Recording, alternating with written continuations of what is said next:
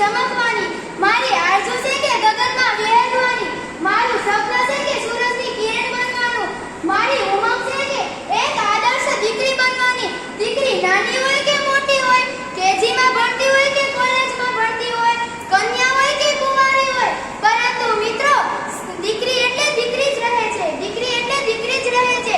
નાનપણમાં પિતા સાથે ચપ બોલતી હોય છે, માનું માન ન રાખતી હોય, ભાઈને ભાળીઓ ન મૂકતી હોય, બેન સાથે વાતો કરતી હોય છે, શેરીમાં સીપડા ઉલાડી નાખતી હોય છે. પરંતુ જ્યારે દીકરી મોટી થાય છે ને ત્યારે તે ગંભીરતા ધારણ કરી લે છે. જ્યારે તેમના લગ્ન વખતે પીઠી ચોળાતી હોય છે ત્યારે તે ખૂણામાં બેસી સહેલી સાથે આમ તેમ મલકાતી હોય છે. પરંતુ જ્યારે તેમને ખબર પડે છે કે મારી જાન આ ગામમાંથી શેરીમાં આવી છે ત્યારે તે વિચાર આવે છે કે મારે વહાલનો દરિયો છોડી પારકાને પોતાના બનાવવા પડશે.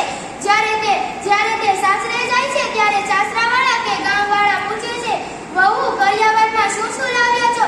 વહુ કઈ બોલતી નથી, કારણ કે લાવી તો ઘણું છે પણ સાથે સાથે ઘણું મૂકીને આવી છે. તેમના માતા પિતા ઘર ચમચ બધું જ મૂકીને આવી છે, કશું પણ લાવી નથી.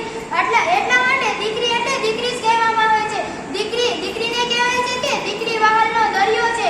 જ્યારે કોઈ સાસરાવાળા કે ઘરવાળા પૂછે છે દીકરીને આજે ક્યાં ફરવા જવું છે, તો દીકરીના મનમાં એક જ શબ્દ હશે, પિતાના ઘરે. અને જ્યારે દીકરાને પૂછવામાં આવે છે ક્યાં ફરવા જવું છે તો એને પિતાનો શબ્દ કદી આવતો જ નથી.